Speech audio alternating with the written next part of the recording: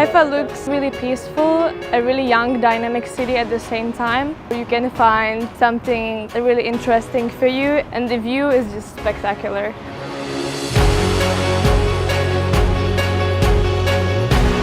When I went to the Baha'i Gardens, I immediately felt relaxed and at peace, and I just had to take a moment and soak it all in, the beauty and the view of Haifa.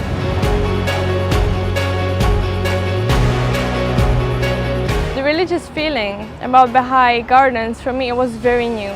The energy coming from the whole place, I cannot describe it, it was magical.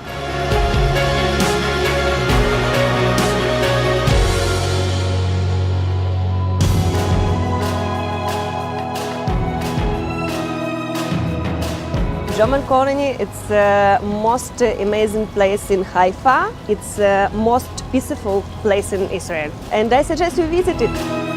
It reminds me of Europe. Bars, restaurants. It feels really young and it has its very own spirit. I would definitely recommend my friends to come here. It's a wonderful getaway.